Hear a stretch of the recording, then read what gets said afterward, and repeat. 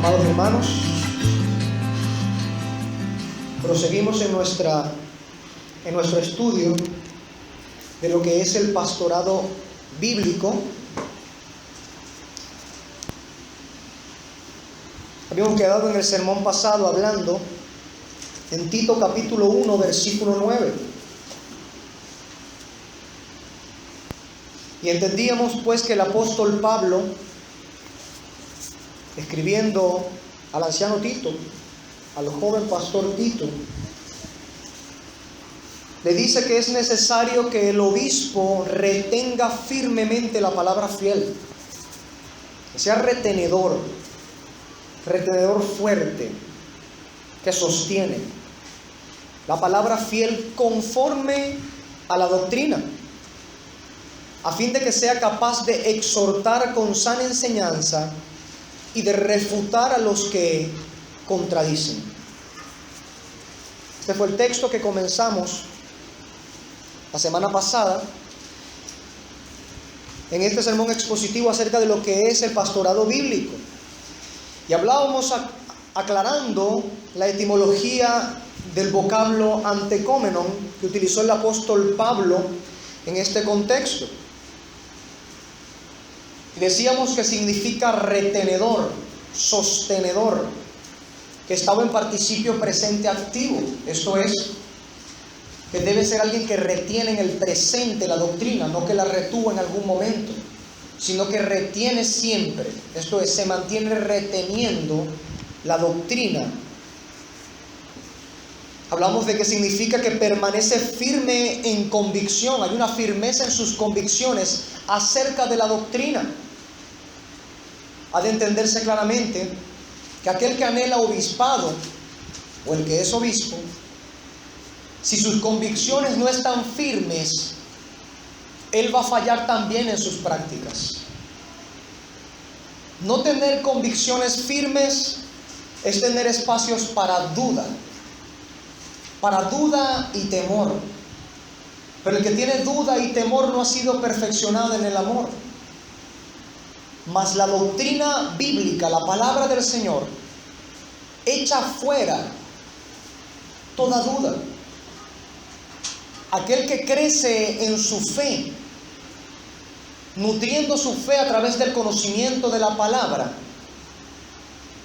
echa fuera de sí mismo toda duda. Y entonces alberga en su corazón convicciones profundas.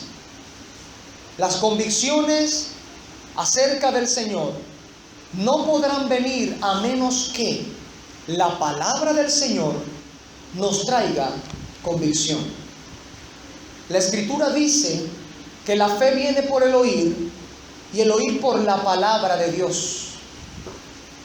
No puede ser otra cosa más que esto, la palabra de Dios, lo que produzca la fe. Ahora, la Escritura también dice que la fe es certeza de lo que se espera y convicción. También dice la Escritura allí mismo en Hebreos 11, el 1 es el que acabo de citar. En el versículo 3 dice, por la fe entendemos. De modo que la fe tiene convicción. De modo que la fe tiene certeza y de modo que la fe tiene entendimiento. Estas cosas no pueden separarse de la fe, como si hubiera una desasociación entre ellos, una desunión, un divorcio entre ellos. La fe y la razón deben ir de la mano. El conocimiento, la sabiduría, la ciencia, junto con la fe, deben ir de la mano. Por esto cuando Pablo habla que el obispo debe ser retenedor y que permanece firme en convicción de esta doctrina, está dando claramente a entender que debe conocer la doctrina primero para poder retener esa doctrina. Un hombre de Dios no puede retener algo que todavía no ha obtenido. Usted no puede retener $1.000.000 si usted no tiene $1.000.000. Cuando Pablo habla de que debe ser retenedor de la palabra fiel conforme a la doctrina, da por hecho que éste debe ser un hombre estudiado conforme a la doctrina y que debe poseer un manejo de conocimiento doctrinal propicio para poder retenerla y permanecer con convicciones estables durante su obispado. Ahora, hablábamos también acerca de la etimología de la palabra didaquén. El vocablo didaquén significa doctrina, enseñanza, instrucción. Esta palabra va de la mano con antecómeno.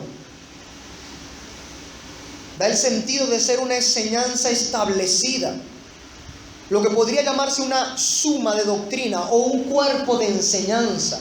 Quizás hoy le llamaríamos catecismo. Viene de la misma raíz de donde parte el vocablo didascalia, que significa suma teológica o teología sistemática, en otras palabras. Esta palabra también la utilizó el apóstol Pablo para aquellos pastores que dicen que Pablo nada tiene que ver con la teología. Completamente falso. De modo que comenzamos exponiendo y aclarando los dos primeros puntos con respecto a este pasaje que veníamos tocando. El primero era que la doctrina sí importa. Y hablamos en 2 de Juan capítulo 1, versículo 9 al 11, cómo el apóstol Juan muestra claramente que la doctrina sí importa, al punto de establecer que aquel que no tuviese la doctrina de Cristo tampoco tenía al Padre. Si la doctrina no importase, entonces no importaría Cristo y en consecuencia tampoco importa el Padre. Vimos con amplia evidencia bíblica cómo la Escritura demanda, no solamente de aquel hombre que anhela obispado, de aquellos hombres que anhelan obispado, sino de toda la congregación, esto es, todo aquel que profesa fe en Cristo, demanda que sean preparados doctrinalmente. De modo que la doctrina sí importa, porque es demandado en varios lugares de la Escritura a todo aquel que cree en Dios, por Dios mismo. En segundo lugar, hablamos de que es importante porque proviene de Dios. La doctrina bíblica es importante porque proviene de Dios. Vimos con abundante ejemplo bíblico cómo la Escritura nos dice que Dios, la Escritura es inspirada por Dios, y Dios habló antes por boca de los profetas, quedando registrado esto en el Antiguo Testamento. También habló por medio de su Hijo Jesucristo, quedando esto registrado en el Nuevo Testamento. ¿Por escritura de quiénes? De los apóstoles, a quien con fundamento bíblico vimos que Jesucristo les colocó para llevar las palabras de Él. De modo que nada fuera de la Escritura tenemos para conocer el consejo de Dios.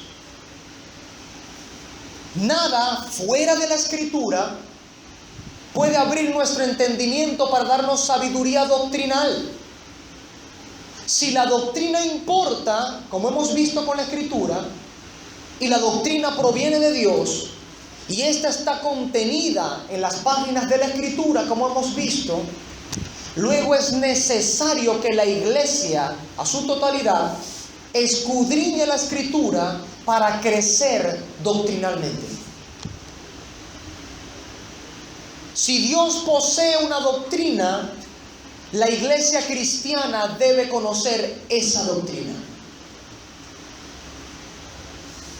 Si Dios ha revelado una doctrina, es menester para la iglesia cristiana, es su deber, es necesario que la iglesia conozca, escudriñe a fondo, medite ponga en práctica esa doctrina que Dios ha revelado.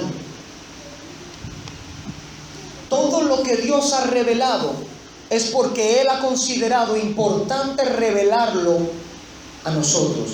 Luego es nuestro deber como iglesia cristiana, pues la Escritura dice de la iglesia que esta es columna y baluarte ¿de qué?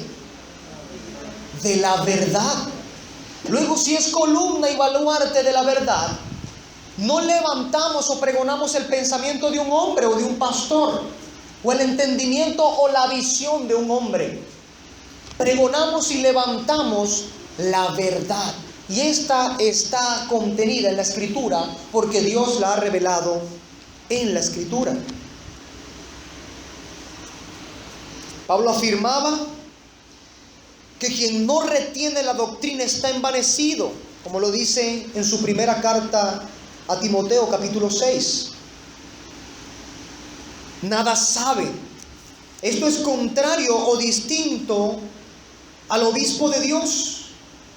El obispo de Dios debe ser lleno de ciencia, de conocimiento. La Escritura dice en Jeremías capítulo 3, versículo 15: os daré pastores que sean conforme a mi corazón, dice el Señor, que os apacienten con ciencia y sabiduría. Luego entendemos claramente que el deseo del Señor desde el principio ha sido que aquellos que están en un lugar de guianza, de liderazgo, de pastorado, lo hagan conforme a la ciencia y a la sabiduría de Él. Pero no puede hallarse esto si no es por medio de la doctrina bíblica. Esto es lo que está contenido en sabiduría en las páginas de las Sagradas Escrituras. Quien no retiene la doctrina, Pablo dice que está envanecido y que nada sabe. En cambio, al obispo, Dios lo muestra en su Escritura, en su palabra, como lleno de ciencia, como retenedor de la palabra fiel, conforme a la doctrina. Pablo también dice en su segunda epístola a Timoteo, capítulo 4, del 1 al 4, que quien no retiene la doctrina se aparta y se desvía. Al no retener la verdad, él se aparta y se desvía. Este es el resultado de no retener, de no sostener con firme convicción la palabra del Señor. Y Pablo, hablando a Tito en 1:9, cuando habla de antecómeno y de retener la palabra del Señor, él entiende claramente que este que anhela obispado, este hombre que anhela obispado, debe estar preparado a retener la doctrina para que no sea desviado del camino. Un hombre que no retiene la doctrina fácilmente puede ser desviado por cualquier viento de doctrina. ¿No dice eso la Escritura? Porque al no retener la doctrina no hay firmeza. Lo contrario a firme es inestable. Y de los inestables dice el Señor en la Escritura que son como las olas del mar, que por el viento va llevado de un lado al otro. Así sucede con todo aquel que no es firme en la doctrina. Todo viento de doctrina lo zarandea de un lado al otro. El que anhela obispado y el que es obispo no puede ser no retenedor de la doctrina.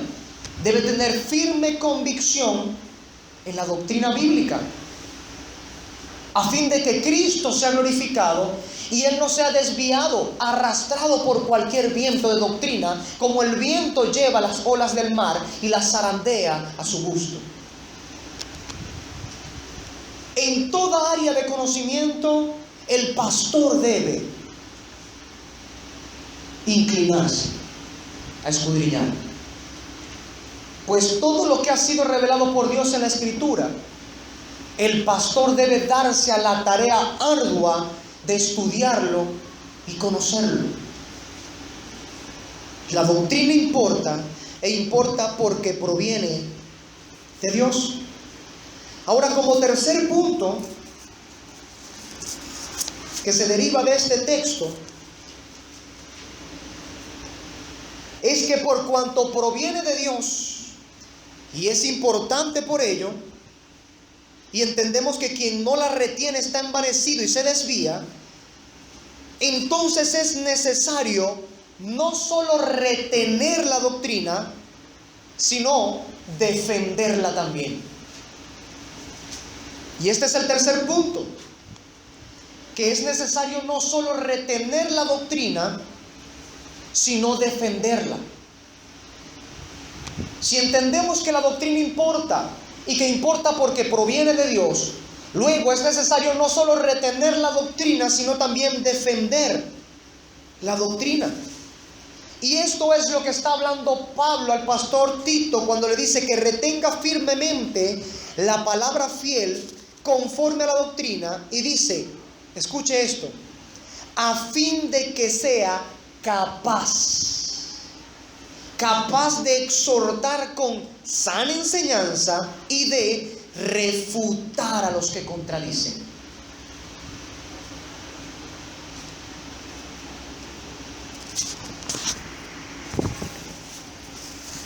Vemos claramente que lo primero debe ser la firmeza en la doctrina. Si no hay una retención de la doctrina, no puede haber una defensa verdadera de la doctrina. ¿Cómo alguien puede defender su tesis universitaria si antes no ha estudiado su tesis universitaria? Si antes no ha entendido su tesis universitaria. Ahora, de aquí hablamos de algo mucho más importante, de algo mucho mayor. Y esto es la palabra de Dios, porque esto es la doctrina. El Evangelio del Señor, contenido desde Génesis hasta Apocalipsis. Toda la Escritura, pues, es inspirada por Dios.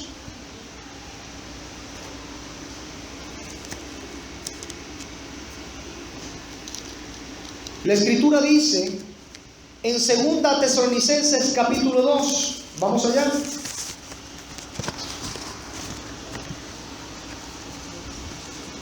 Pablo, escribiendo a la iglesia cristiana en Tesalónica, les dice de esta manera, 2:15, 2 Tesalónica 2:15.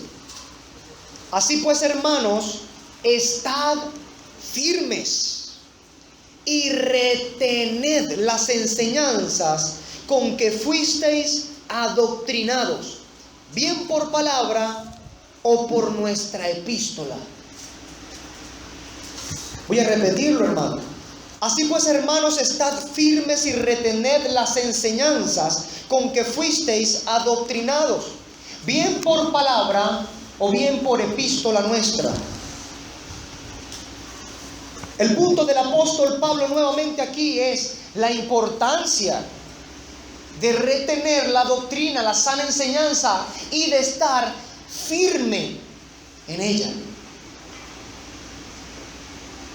Porque estar firme en la doctrina bíblica dará como resultado que cualquier ataque a la doctrina bíblica presenta al que es cristiano la oportunidad de reflejar su apología, su defensa de la doctrina.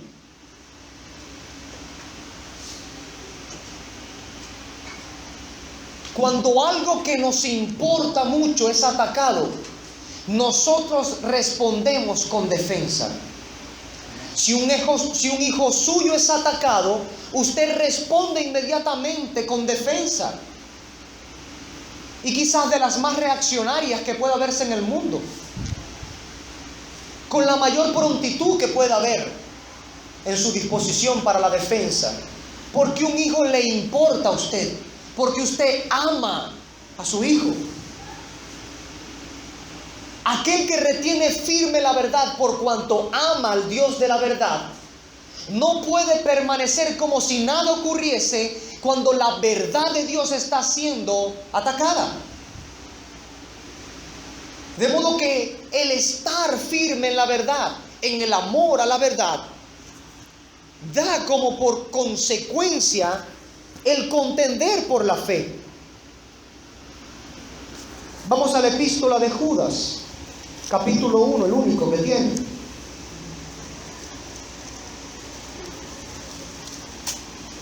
Dice de esta manera: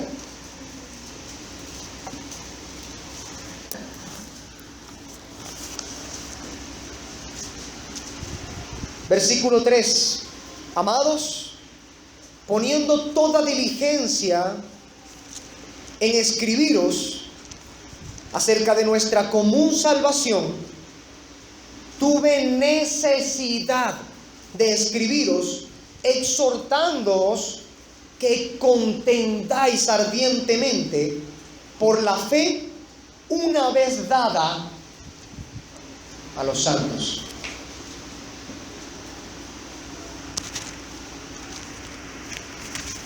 Notemos, amados hermanos, cómo la Escritura inspirada demanda ahora no solo del que es un obispo, un pastor o el que anhela obispado, sino de todo cristiano, como lo vimos en 2 Tesalonicenses 2:15, demanda que todo cristiano retenga con firmeza la verdad de las enseñanzas escriturales. ¿Cierto que sí? La Escritura lo mostró. Ahora muestra también otra cosa, en segundo lugar en este punto, que por consiguiente debe defenderse la doctrina. Judas es muy puntual en escribir, diciendo que pone toda diligencia en escribirles. Él no consideró esto como poca cosa. Él dijo: creo que debo ser diligente en exhortar a los hermanos a que contiendan ardientemente por la fe que nos ha sido dada una vez a los santos. Para el pensamiento de Judas, inspirado por el Espíritu Santo, la defensa de la doctrina bíblica, de la fe una vez dada a los santos, no es cosa trivial. Este es sencilla y llanamente el resultado de retener la palabra del Señor, amando al Señor. En cierta ocasión, un viejo teólogo, Juan Calvino, decía: un perro ladra si su amo es atacado. Yo sería aún peor si la verdad es atacada y yo enmudezco.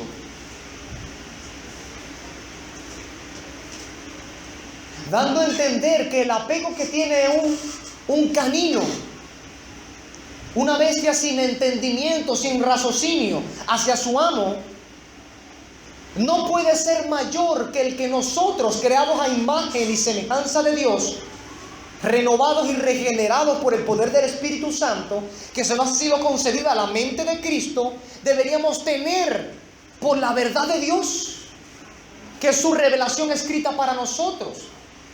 Si nuestro amor es más grande por Cristo del afecto que tiene un perro hacia su amo, nosotros debemos defender la palabra del Señor. Al punto que Judas dice muy claramente, exhortándoles que contiendan. Y no solamente es una simple contienda. Él dice que contendáis ardientemente por la fe una vez dada. Nosotros hemos hablado claramente acerca del espíritu contencioso. Eso es algo a lo cual Judas no está haciendo referencia aquí. Hemos explicado una y otra vez que una cosa es amar la disputa, como dice Proverbios capítulo 17, que eso es, amar la disputa es amar la transgresión. Una cosa es amar la discusión per se, porque ama discutir. Y otra cosa es amar la verdad y por ocasión de la defensa de esta, entonces debatir y contender por ella. Obviamente el espíritu de aquel que contiende ardientemente por la fe no es el espíritu de mandar al infierno a aquel con el cual debate. Lo que debe motivar el corazón de aquellos que contienden ardientemente por la fe es el amor que nace de tener la fe como don de Dios.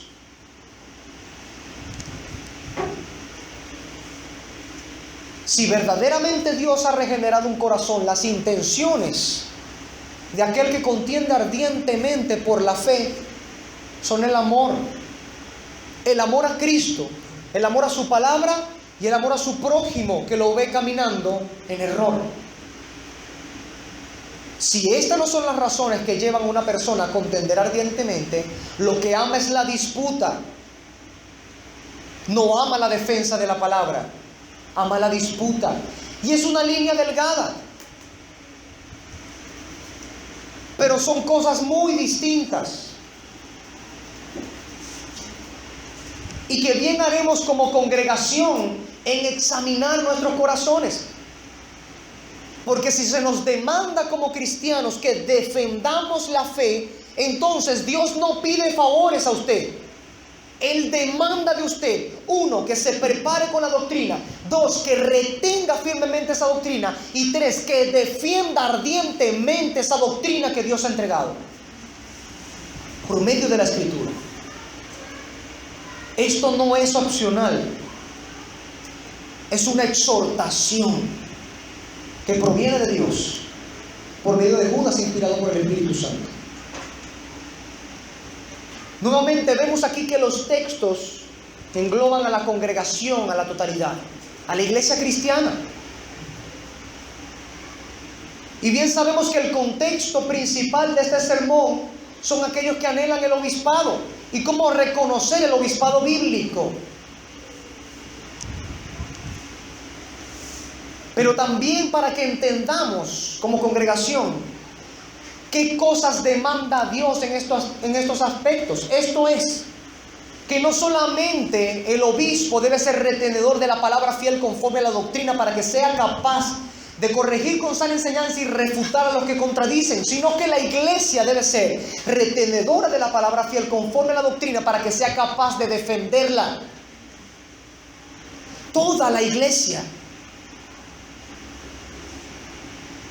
Puede que Dios reparta dones, como la Escritura dice, distintos a cada uno, y otro tenga la habilidad de defender o prepararse mucho mejor en la apología de la fe que otros hermanos.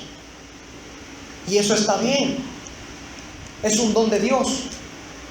Pero la Escritura dice que todos somos exhortados a contender ardientemente por la fe que nos ha sido dada una vez. El canon ha sido cerrado. La Escritura está allí para darnos lo que Dios ha querido revelarnos. Y si Dios ha querido revelarlo a nosotros, es necesario que como columna y baluarte de la verdad, hagamos defensa del Evangelio. A esto se refiere Pablo también hablando a Tito al decir que sea capaz de exhortar, que sea capaz de refutar a los que contradicen. Toda la iglesia está llamada a esto. Luego, si toda la iglesia está llamada a esto, ¿no deberíamos entender que el que anhela obispado lo está en grado mayor? El que está llamado al obispado, sin duda alguno, este debe tener de parte de Dios la capacidad de enseñar con sana enseñanza y de refutar a los que contradicen. La palabra de Dios no puede ser pisoteada delante de aquel que verdaderamente tiene el don del obispado. Él no puede permanecer impasible cuando la palabra de Dios está siendo pisoteada. Significa que de Dios no ha recibido el don para esto. Y el pastorado es un don de Dios, como claramente lo hemos demostrado bíblicamente. Ahora, vamos a la primera epístola de Pedro.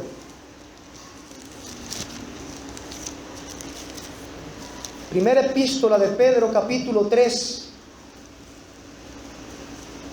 versículo 15.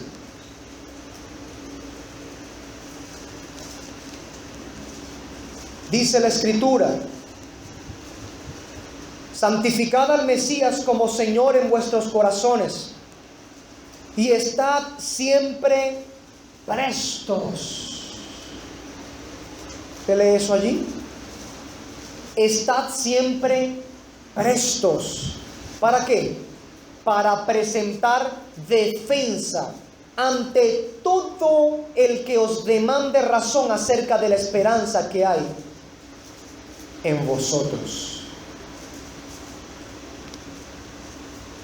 Nuevamente el apóstol Pedro aquí está demandando esto ¿de quién? ¿Solo de los obispos?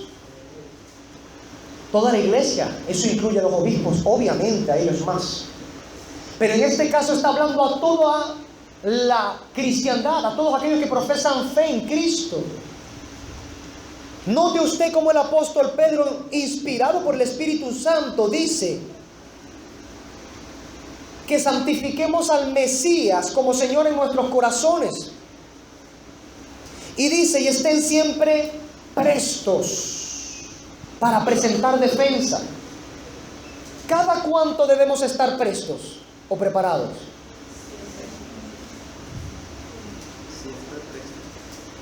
Eso es siempre, hermano. Siempre significa siempre. ¿Sabe lo que significa la palabra griega siempre aquí? Significa siempre. ¿Qué le parece? Qué profundo, ¿verdad? Cuando la Escritura dice que es siempre, amado hermano, la obediencia debería llevarnos a cumplir esto. Como congregación debemos examinarnos y ver si en verdad estamos siempre prestos para presentar defensa. La palabra griega utilizada para defensa es apología. De ahí proviene nuestra rama teológica, la apologética, que se encarga de la defensa de las Escrituras. Hay quienes por don de Dios se inclinan más y tienen mayor capacidad para la apologética.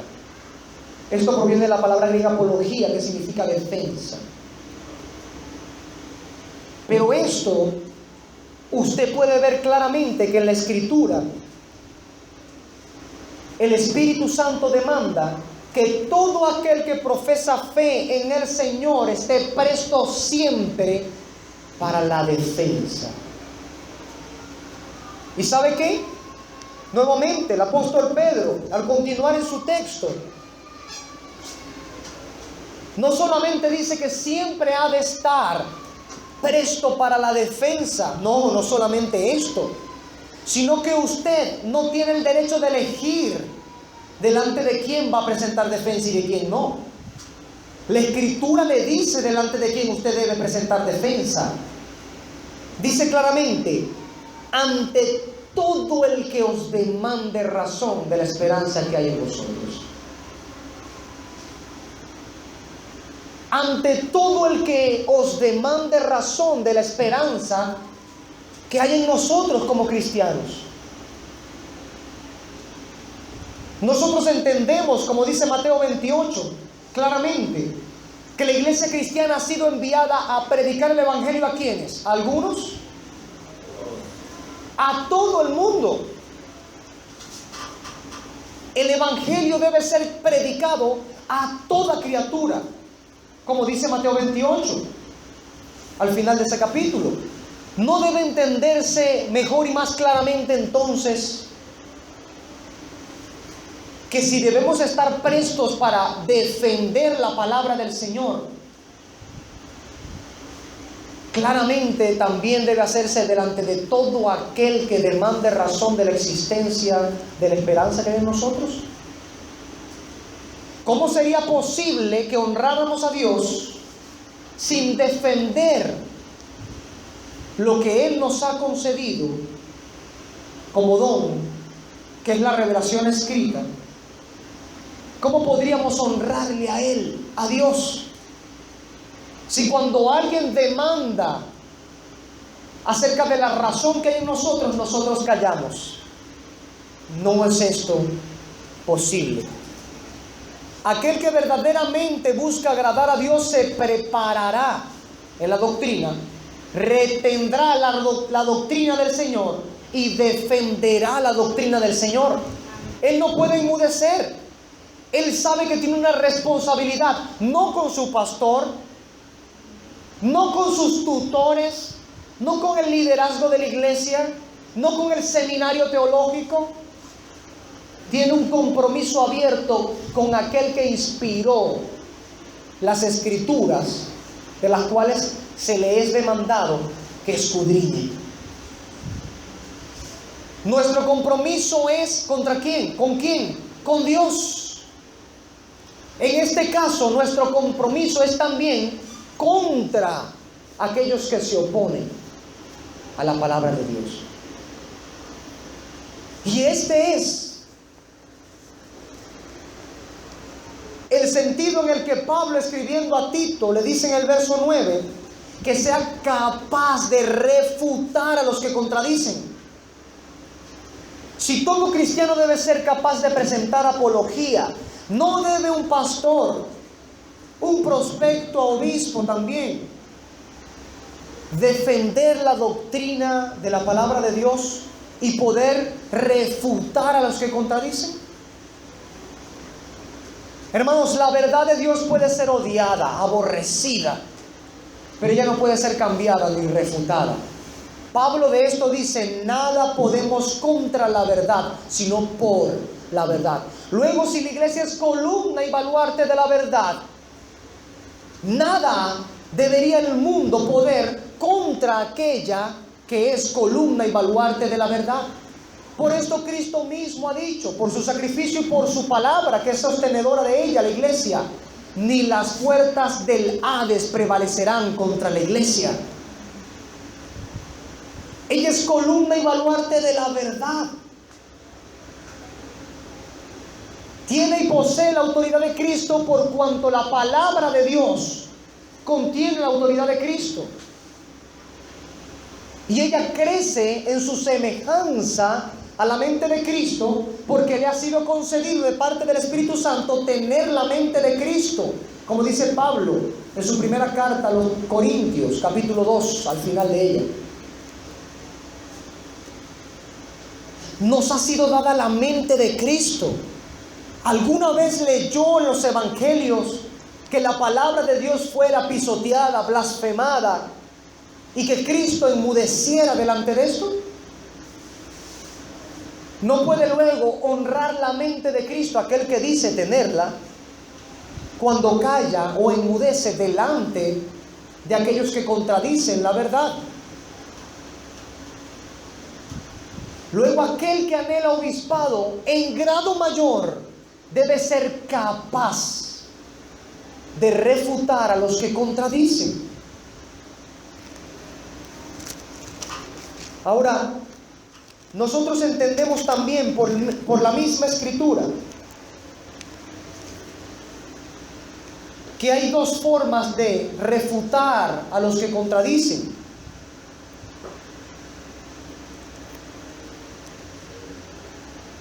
La primera, obviamente, es con espíritu tierno. Aquel que es obispo o aquel que anhela obispado debe reconocer con discernimiento del Espíritu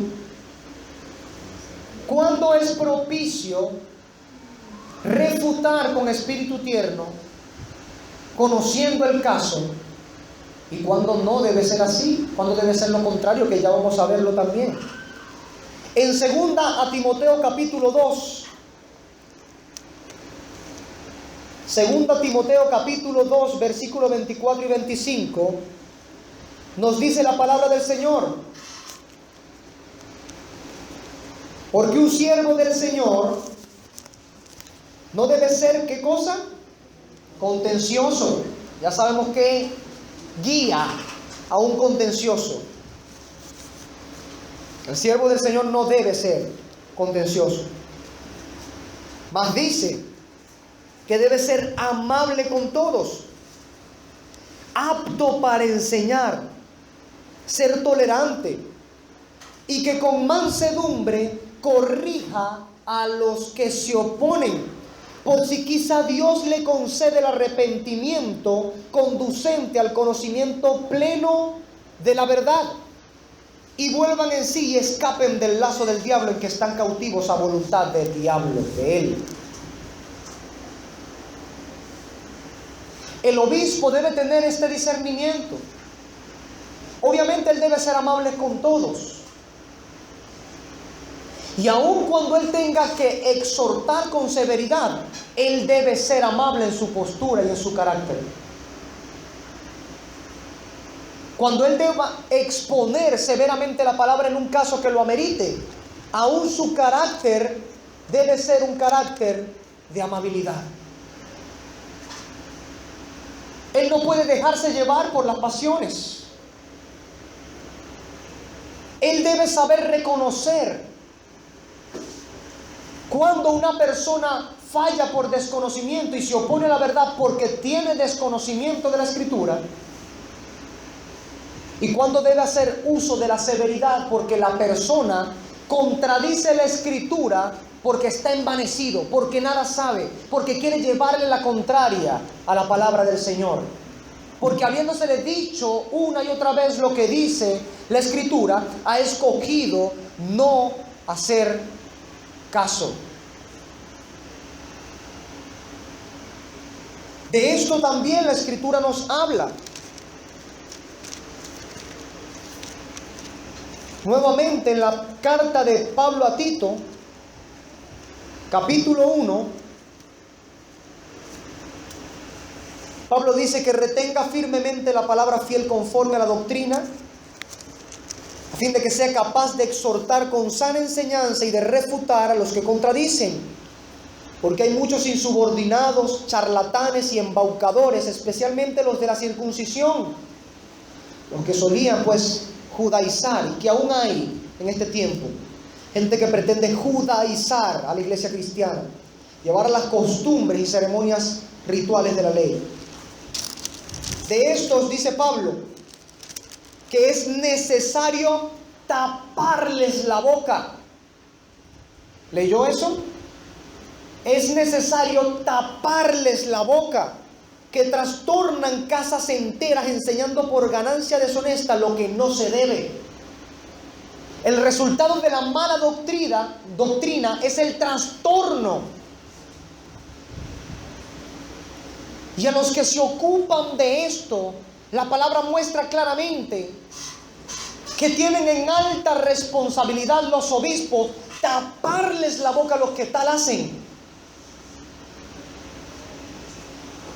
Al punto que Pablo mismo le dice a Tito en el versículo 13, por lo cual repréndelos severamente para que sean sanos en la fe.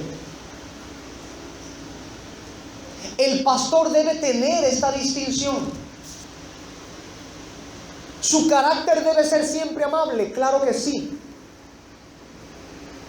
Pero él debe discernir cuándo deba hacer uso de la severidad bíblica, la mano dura bíblica, para tapar la boca a las doctrinas que están trastornando el camino de la fe. El hombre de Dios debe estar preparado para esto. Si la iglesia en general debe estar preparada para dar defensa de la fe, el pastor debe ser uno que pueda contradecir a aquellos que contradicen la palabra del Señor, que pueda refutar, tapar la boca a aquellos que contradicen el consejo bíblico, al punto de que si es necesario hacer uso de la severidad, se hará. Es bíblico. En este tiempo, y esto lamentablemente está pasando,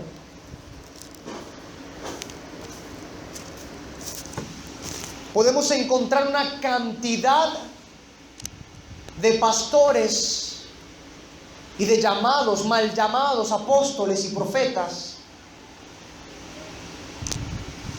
que cada vez que se levanta un juicio contra ellos, un juicio bíblico, y sepa usted que eso es bíblico,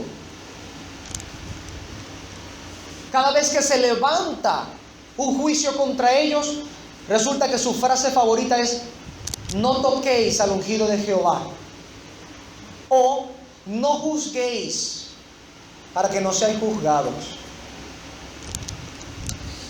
Eso es utilizar mal la palabra del Señor. ¿Con cuál fin ellos hacen esto? Para que nadie les diga nada en sus andanzas oscuras y ellos puedan seguir trastornando el camino de la fe. Pero aquel que tiene el llamado de Dios al obispado, él debe ser capaz de refutar a los que contradicen.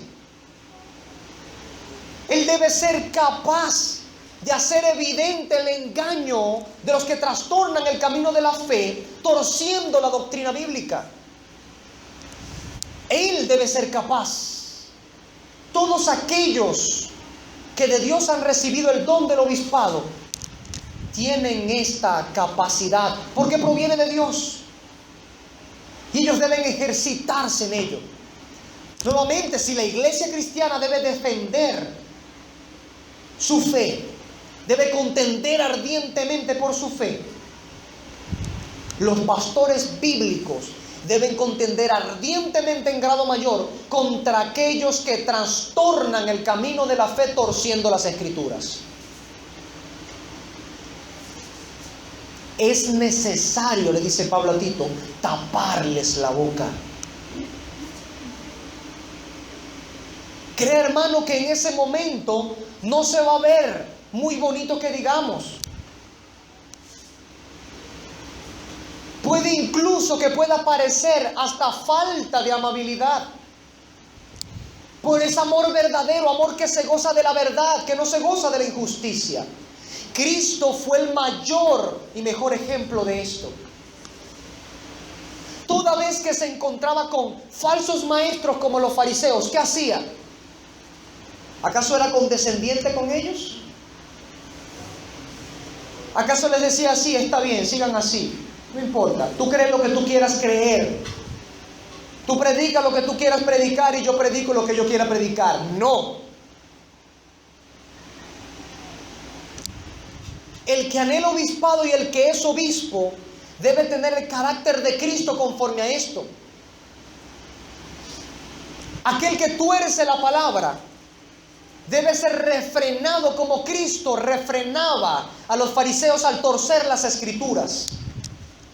Y le tengo una noticia, amado hermano. Lamentablemente, para los fariseos y para la mayoría de los cristianos que piensen así, ellos quedaban una y otra vez en ridículo delante de la gente. Las frases de Cristo al decirle a los fariseos: ¿no habéis leído?, era una afrenta hacia ellos, era llamarles ridículos. ¿Quieres saber por qué? Porque ellos se jactaban, y era su trabajo, entre comillas, vivir leyendo las Escrituras. Decirle, por tanto, a alguien que vivía de leer la Escritura: ¿acaso no habéis leído esto?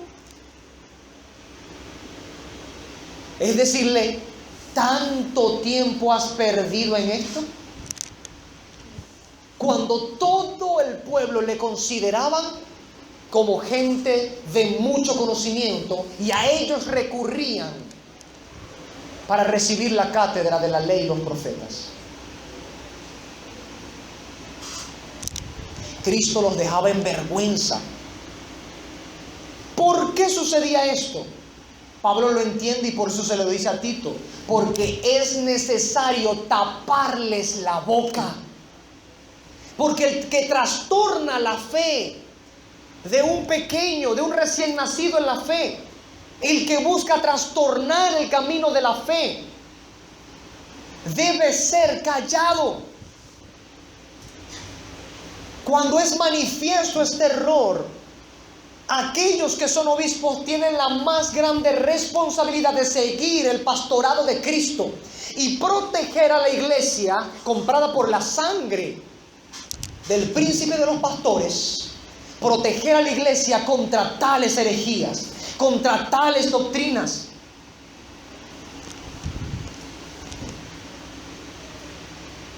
Un obispo que esto no hace, no imita al obispo de nuestras almas, que es Cristo.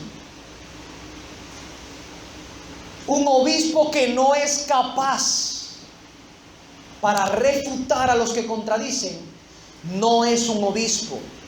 No ha tenido el don de Dios para esto, a menos que lo tenga y lo esté callando por otra cosa que no puede provenir del Espíritu Santo.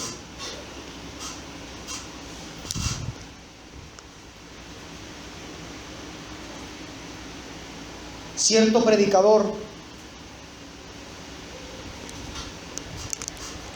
pastor bautista, lleva unos 60 años pastoreando una iglesia bautista en Estados Unidos, muy reconocido.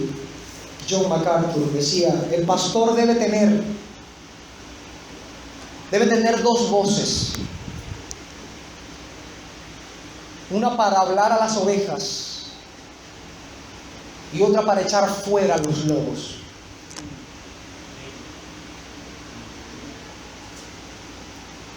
El pastor debe estar preparado para esto,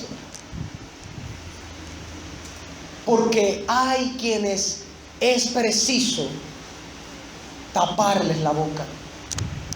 Si hay quienes mancillan la palabra del Señor y trastornan el camino de la fe, debe haber, como la Escritura ordena, quienes refuten a los que contradicen la palabra del Señor. Por ello, un pastor debe estar preparado. Es imposible que así no sea.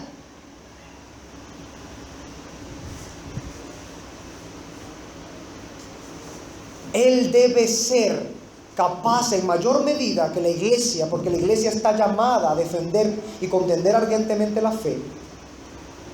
Él debe ser capaz en mayor medida de exhortar y refutar.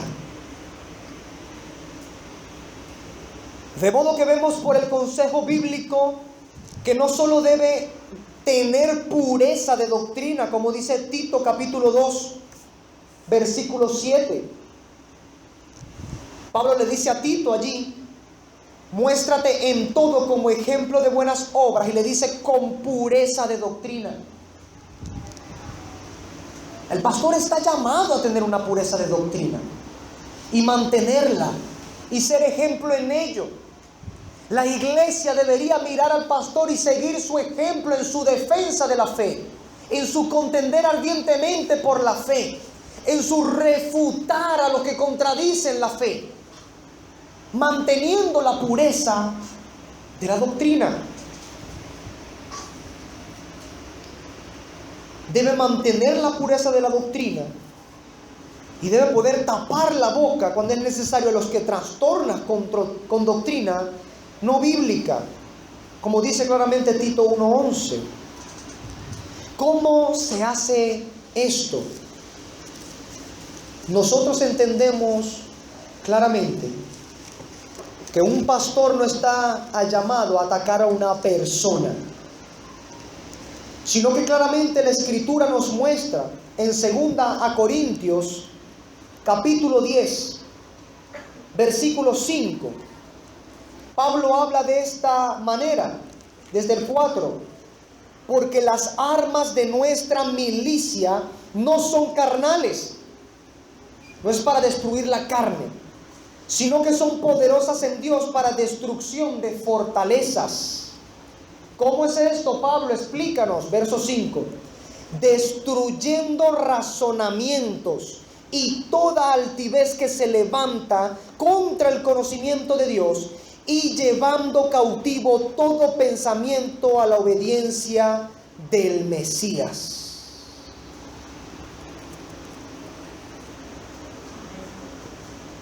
¿Puede entender, amado hermano, cómo Pablo, inspirado por el Espíritu Santo, habla muy claramente de cuál debe ser y cuál es el deber de la iglesia? Y obviamente el proceder del pastor debe ser así, en grado mayor. Destruir los argumentos. Destruir los argumentos. La compatibilidad no puede estar entre uno que sostiene y retiene firmemente con convicción la doctrina del Señor, y aquel que trastorna la palabra del Señor. No hay comunión entre Cristo y Belial. Los argumentos de este último deben ser destruidos. Y escuche bien que el llamado no es a destruir a la persona. Eso no es lo que se está diciendo. Pero sus argumentos, manda la palabra, manda ella y no yo, deben ser destruidos. ¿Y por qué deben ser destruidos? Porque la Escritura nos muestra que son altivos. Son argumentos que se levantan en contra del conocimiento del Señor. Por lo tanto debe ser refutado. Por lo tanto debe ser destruido. ¿No es evidente, amado hermano, entonces que se demanda de nosotros una preparación intelectual? A mí me es imposible pensar en pastores que piensen que la fe aniquila la razón. Y los hay, créame.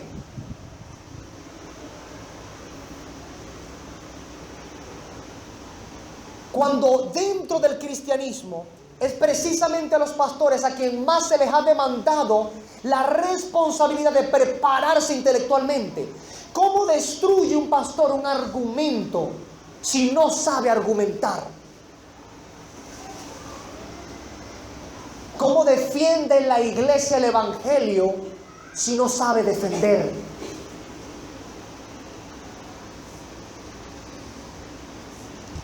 En los tiempos de las espadas, usted tendría que aprender a manejar y a maniobrar una espada para que su defensa con la espada pudiera ser fructífera, pudiera serle útil al reino.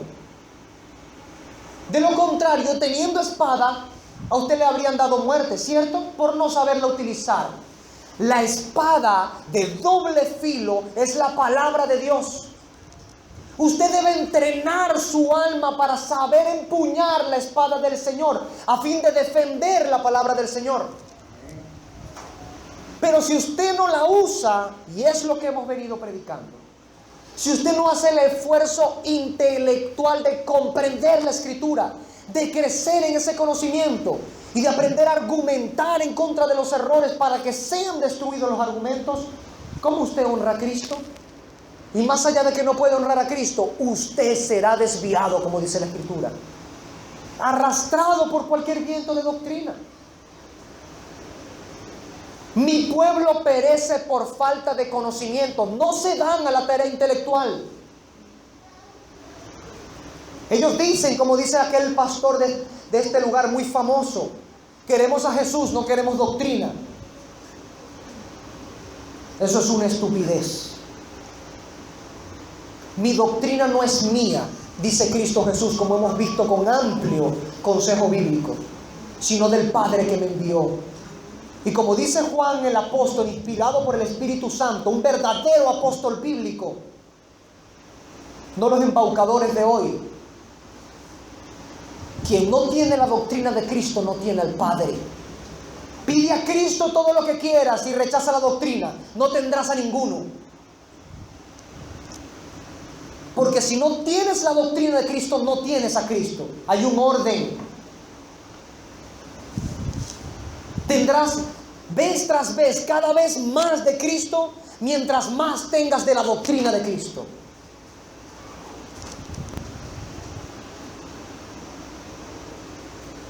De modo que requiere una tarea intelectual, amado hermano. Requiere un esfuerzo intelectual. Y nuevamente Pablo en este pasaje en 2 Corintios, él no está hablando, amados hermanos, directamente aquí a los pastores. Obviamente están incluidos. Él está hablando a la iglesia cristiana. Pero él entiende que los pastores en grado mayor deben prepararse para derrotar, derribar, destruir los argumentos. Hay tiempo para construir y hay tiempo para destruir también. El pastor debe saber construir con la palabra de Dios a la iglesia del Señor, edificarla. Como también con la palabra del Señor debe saber destruir aquello que han edificado los malos, los falsos maestros, destruirlo con la mandarria de la palabra del Señor. ¿No dice acaso la Escritura en Jeremías capítulo 23? ¿No es mi palabra como fuego y como mandarria que desmenuza la roca? El pastor debe ser capaz de utilizar esta mandarria para desmenuzar la roca de la edificación que los embaucadores y suplantadores han hecho para llamarle iglesia, que han tomado su propio fundamento y no el de Cristo y los apóstoles bíblicos. El pastor bíblico debe ser capaz de tener una voz contra los lobos.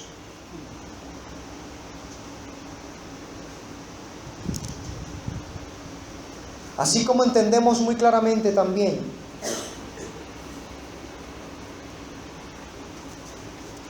que el pastor no puede permanecer inactivo, pasivo, delante de la falsa doctrina dentro de la iglesia tampoco. No puede. No puede pasar esto.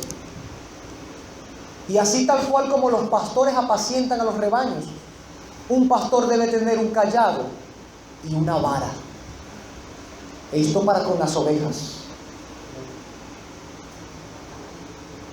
Porque hay ovejas a quienes les basta el cayado. El cayado tiene una forma de bastón, así, con el cual puedes jalar por el cuello a la oveja y encarrilarla cuantas veces sea necesario para que se eduque. Pero aquellas que acostumbran sacar sus paticas del carril y el cayado no les funciona, todo pastor podemos verlo en su rebaño, como claramente el Señor también lo decía. Quiebra una de sus patas, a fin de que no corra más lejos del redil, por la costumbre que tiene de apartarse del redil. Y teniendo este dolor en su pata, ya no llega más lejos. Se acostumbra a estar en el redil, bajo el cuidado del pastor. Y el pastor la quiebra, y el pastor la sana. Esto debe hacer un pastor en una congregación, si es necesario hacerlo también, con aquellos que de alguna manera tienen una falsa doctrina, sea que la hayan obtenido por dejarse guiar por los falsos o por su inconsistencia en su estudio.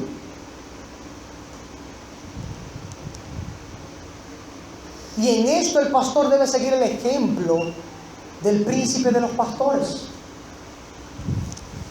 Él dice: yo creo en la herida y yo la sano. Como buen pastor, él toma el ejemplo, la analogía de los pastores de rebaños. Esto hacen los pastores de rebaño. Por esto en analogía se le llaman a los obispos pastores. Usted no lo encontrará allí en la Escritura, pero sí se habla de apacentar la grey de Dios. Es obvio que hace referencia al pastorado, a que el obispado se compara en esta labor del pastorado.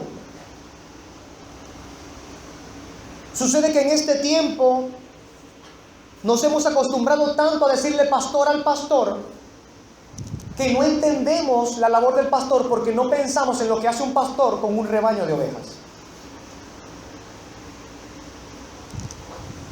Luego, cuando vemos a un pastor con una iglesia de unos 15,000 miembros, es bueno preguntarse: vaya, ¿seguro que estás pastoreando? Pero nos hemos hecho lentos para entender la palabra, debiendo ser ya maestros de ella, debiendo ser ya más bien los que inculquen a otros hermanos en la fe. Pero Dios, nuevamente en su misericordia, vuelve a hablarnos por la Escritura, a fin de que tengamos también la doctrina bíblica en este caso. El que anhela obispado debe ser retenedor de la palabra fiel, conforme a la doctrina.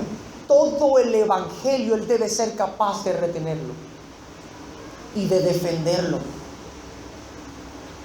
Él debe ser capaz de manejar el conocimiento de Génesis a Apocalipsis. Debe ser capaz. Esto no es una excepción que se le da a un pastor. Esto no es opcional, es necesario pues. Es demandado por el Señor. Él debe inclinarse arduamente al estudio de las Escrituras. Y como hemos visto por la palabra del Señor, toda la iglesia también debe crecer en el conocimiento de la palabra, para que así podamos edificarnos los unos a los otros y estar prestos a defender la sana doctrina. Salga el error de donde salga, sea en medio nuestro o fuera, debemos estar prestos. No hay tal cosa como, no, esa persona es de otra congregación. Si usted le ve en error y usted no le conduce a la verdad, usted está pecando. Porque ahora sabe lo que es hacer lo bueno y no lo hace. Por amor a Cristo, usted debe hacerlo. Por amor al pacto y a la corona de Cristo, usted debe comunicar lo que Cristo ha revelado en su palabra. El amor se goza de la verdad. Cuando usted deja a un hermano en el error, usted no tiene amor, porque no le guía la verdad, no se goza en la verdad. Usted está siendo injusto. El amor no se goza de la injusticia. Por lo tanto, usted no ama a su hermano cuando le deja en el error. Es imperativo entonces esforzarnos en conocer al Señor. Y esto solamente es por medio de la Escritura.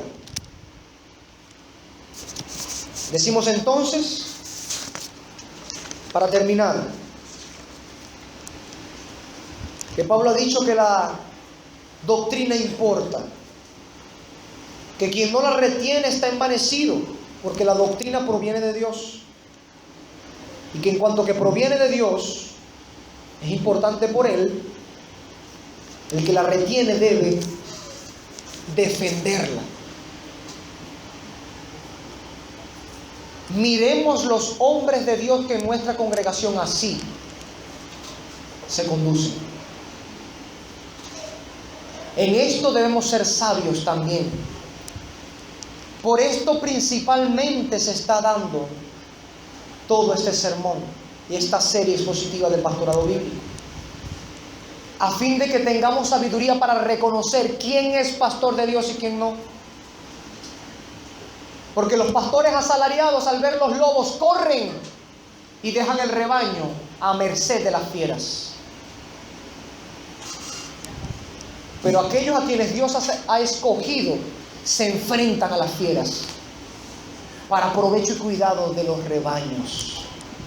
Es importante entonces que en este sentido la iglesia cristiana, por cuanto la iglesia cristiana sí tiene entendimiento, sí debe tener discernimiento, no como un rebaño de ovejas natural, que es sin entendimiento.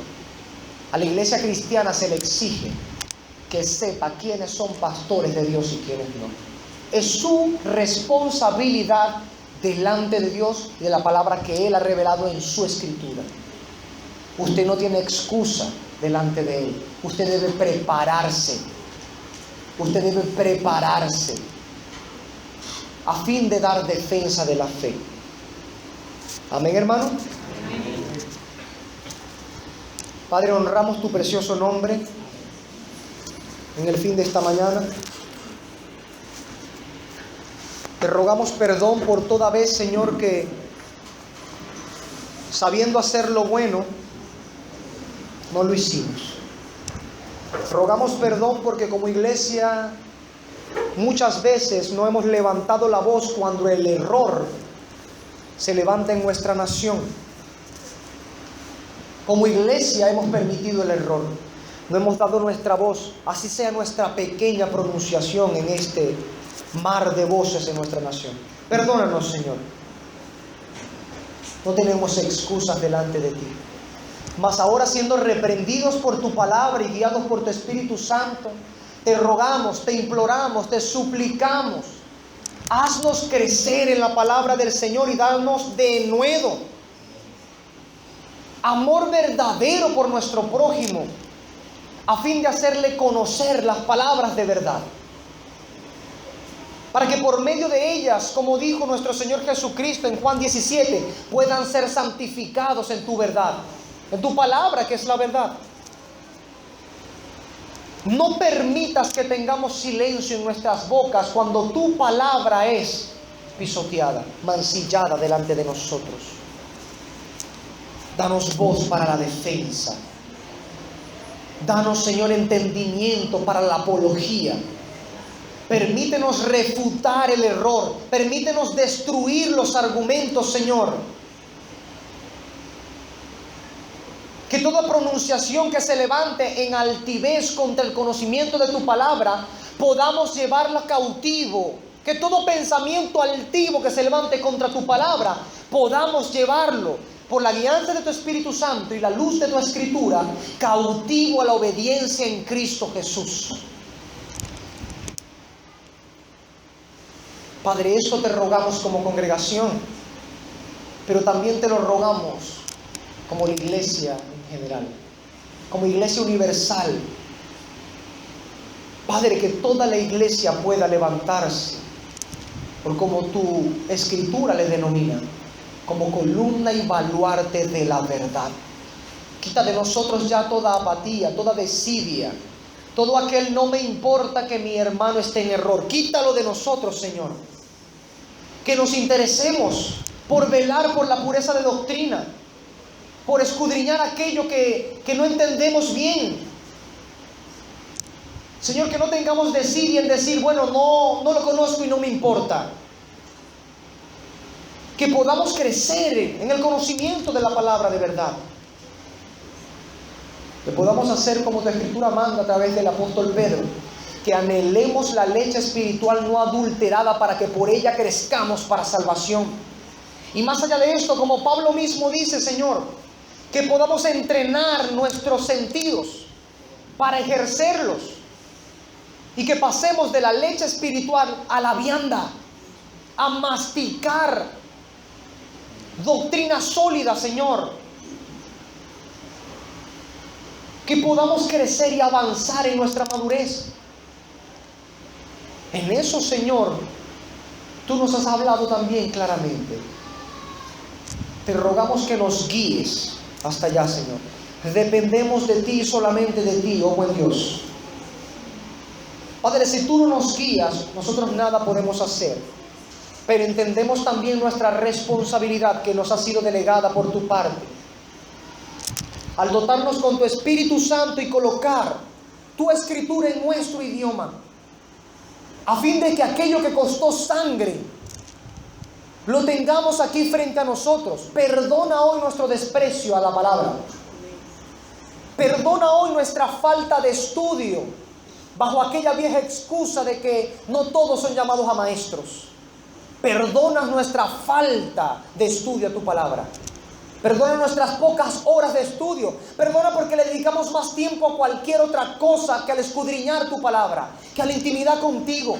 Perdónanos, Señor, porque disfrutamos un partido de fútbol, una película, y no disfrutamos tanto tiempo en escudriñar tu pasaje, tu palabra, Señor. Perdónanos, Señor, porque hay más amor en nosotros por los deseos de la vida, por la vanagloria, por los deseos de los ojos, muchas veces, Señor, más que por tu palabra. Llegamos incluso a amar a nuestros hijos más de lo que deseamos escudriñar tu palabra y ser llenos por ella. Lo demostramos en nuestro trato a tu palabra, Señor. Perdónanos, Señor, porque dedicamos mayor cantidad de nuestro tiempo a un trabajo que nos da alimento para sostenernos en este mundo, y no dedicamos, Señor, suficiente tiempo para el trabajo intelectual de llenarnos de tu palabra, sabiendo que esto es el resultado, la vida eterna. Como ella dice en tu palabra, que nos pueda hacer sabios en la salvación que es en Cristo Jesús. Perdona nuestro pecado que es flagrante delante de ti. Pecamos una y otra vez en esto, Señor. Flagrantemente, una y otra vez, Señor. Y mientras tú sostienes el hálito de nuestra vida, nosotros pecamos contra ti despreciando tu palabra. Mas tú hoy, Señor, nos has hablado con tu palabra, para que toda la iglesia se humille a buscar con deseo insaciable tu palabra, Señor. Que nada sacie nuestros corazones, sino solamente tú por medio de la palabra, Señor. Y que cada día, Señor, sintamos la necesidad de ir a tu palabra. Que no solamente entendamos, como lo hemos hecho muchas veces, que necesitamos tu palabra. Que no sea solamente el entendimiento de que necesitamos tu palabra, sino que también sintamos el dolor de no pasar tiempo a solas contigo y con la luz de tu palabra. Lámpara es a nuestros pies tu palabra y es lumbrera nuestro camino. Perdónanos, Señor, por colocar la luz debajo de la luz. Perdónanos, Señor, por colocar la antorcha en un lugar encerrado. Abre hoy nuestra alma y que resplandezca el lucero en nuestros corazones. Y como la luz de la aurora, Señor, que va en aumento hasta que el día esclarece y es perfecto, así te rogamos, así te ruego hoy como ministro de esta congregación, que todos nosotros, Señor, podamos crecer y llegar a la perfección. Te lo imploramos, Señor, con toda acción de gracias. Nada demandamos de ti, nada decretamos, porque sabemos, Señor, quién está sentado en el trono y quién está humillado al estrado de los pies. Tú estás en tu santo trono. Tú gobiernas sobre todo lo que existe. Sea tu nombre bendito por los siglos. Amén.